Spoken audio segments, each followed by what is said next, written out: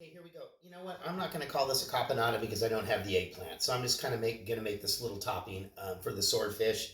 So I have some of our little tomatoes here. They're skewered up. I've got our lemon, our green onion. I've got our Kalamata olives that are going to be ready to go. And I'm just going to get a little teeny bit of olive oil on these things here.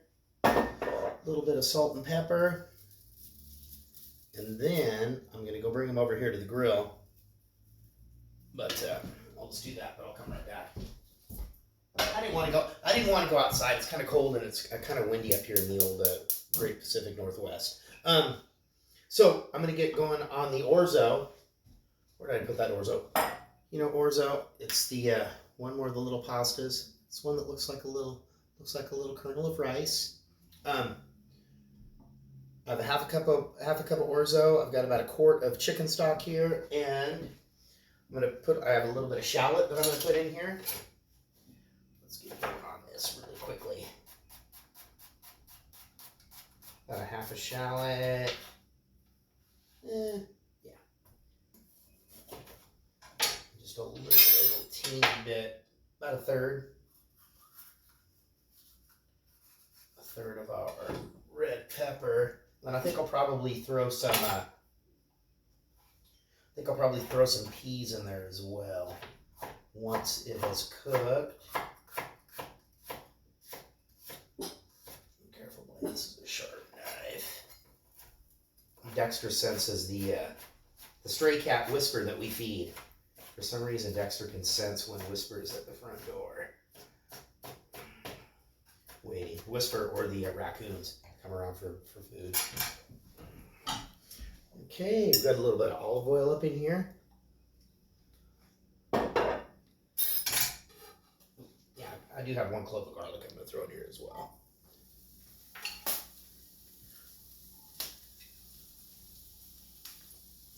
And I will, when these cook down a little bit, get a little soft, I'm going to throw the orzo in there for just a little bit.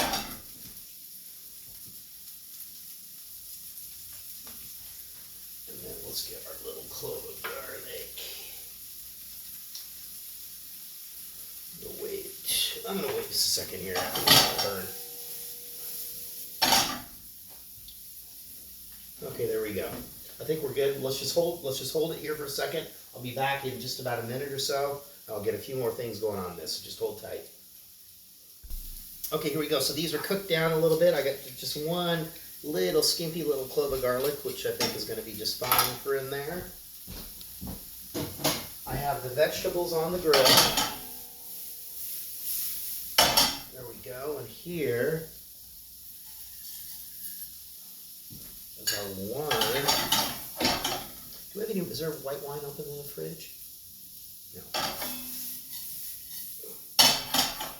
Let me get one. Hang on.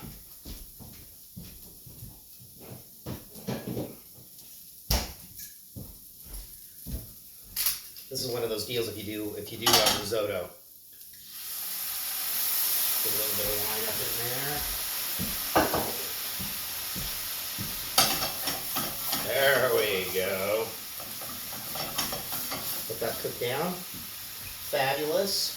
Frosty Dawn, very delicious cocktail. This one turned out pretty good. I'm pretty happy with this one.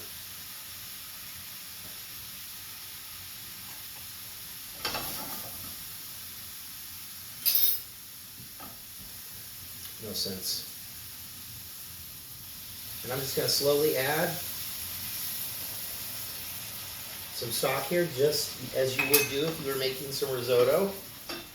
And there we go. I'm going to let this cook down. I'm going to give these vegetables, I don't know, about 5 minutes or so.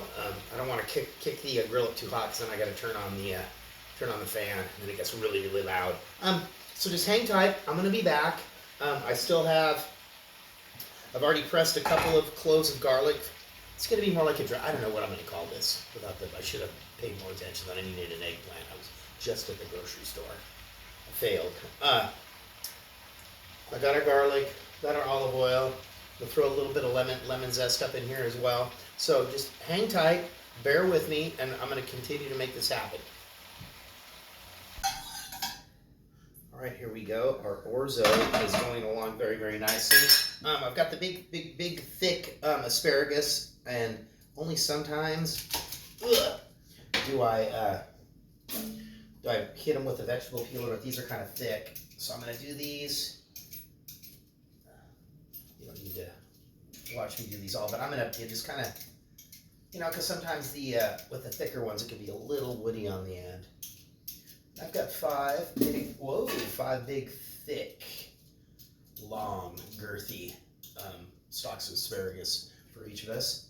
So I'm going to finish up this, and then I think these vegetables will be cooled, and I'll finish making I'm just going to call it a dressing for the swordfish.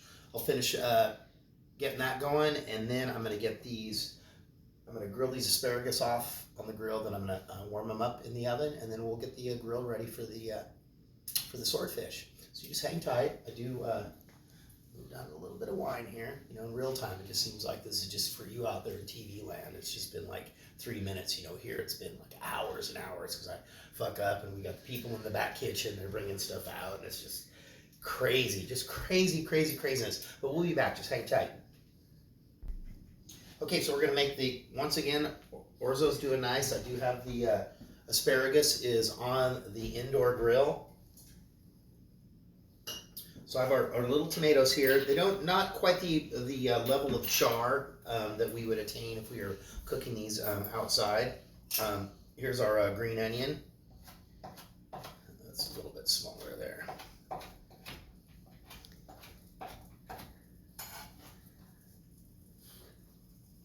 And I've squished in there. I've got about two cloves of garlic that are pressed in there. Oh, look at this. Wow, perfect. Let's bring this over here so I don't cut myself.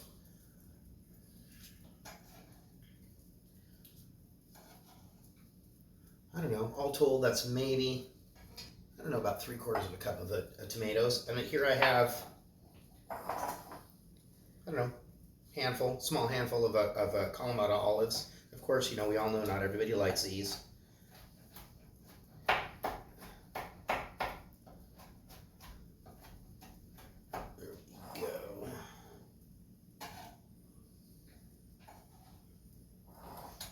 Okay, and then I'm going to put in here 1/4 cup of olive oil.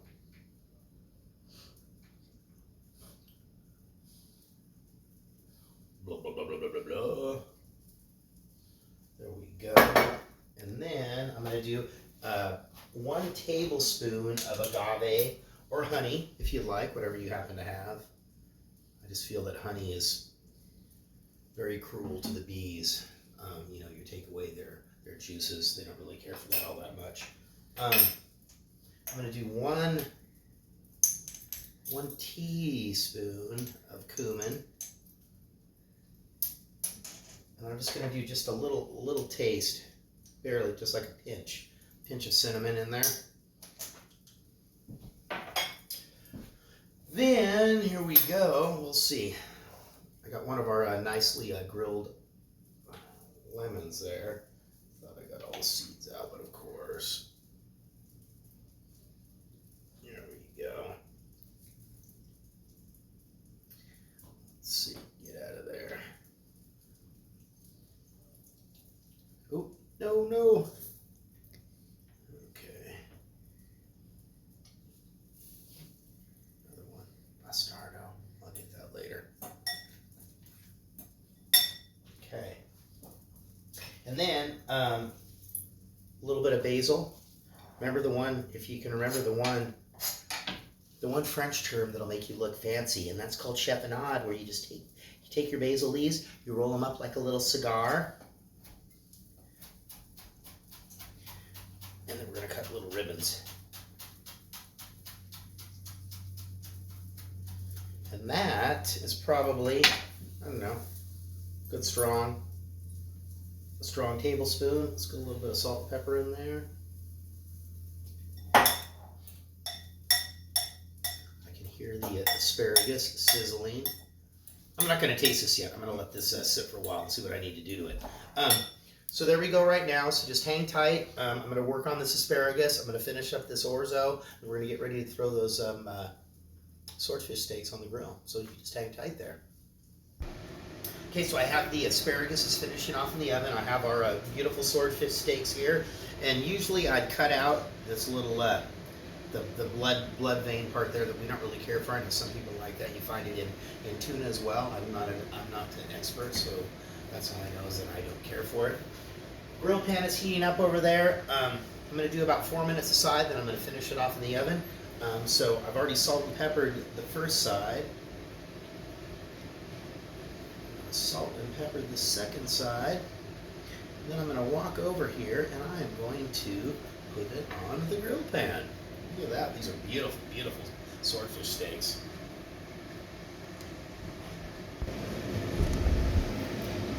All right, here we go. I've got our swordfish steaks here. The grill pan is heaping good and hot. Oh, yeah. There we go. There's that. I'm thinking, what do you think, 4 minutes aside, Ray? I'm going 4 minutes aside.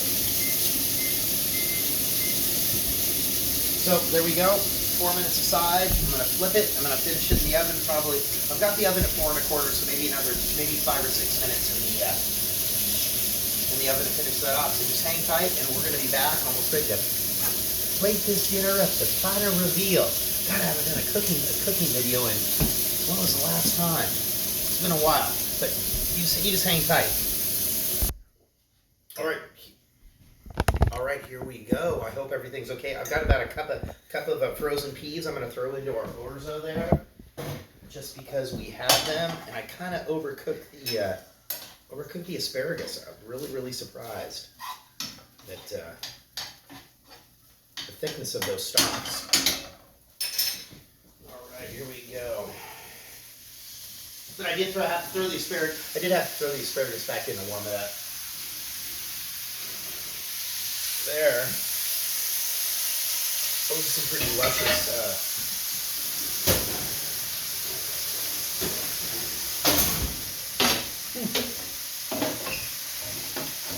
Remember, Blaine, those pans are hot. I have a little bit of a grated Romano I'm going to throw in there, just a little teeny bit.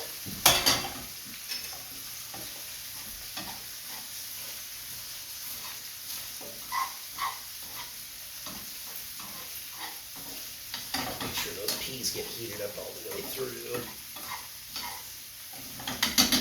All right, here we go. Oh. I want to chef out a little teeny bit more basil. I'll put that over there. Use this one. Chiffonade. I learned that term years and years ago when I was working at the Nordstrom Catering down on Airport Way. I'm going to go like this just because I did not remove the skin from that.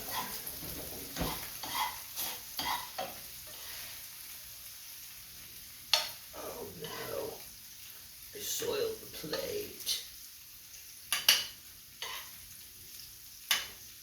That's good. That's good. There you go, one more.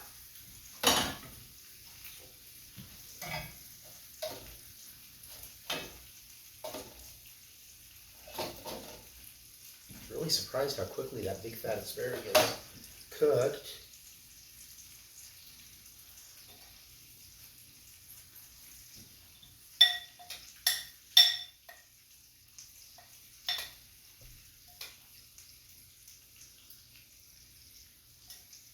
That's good. There we go.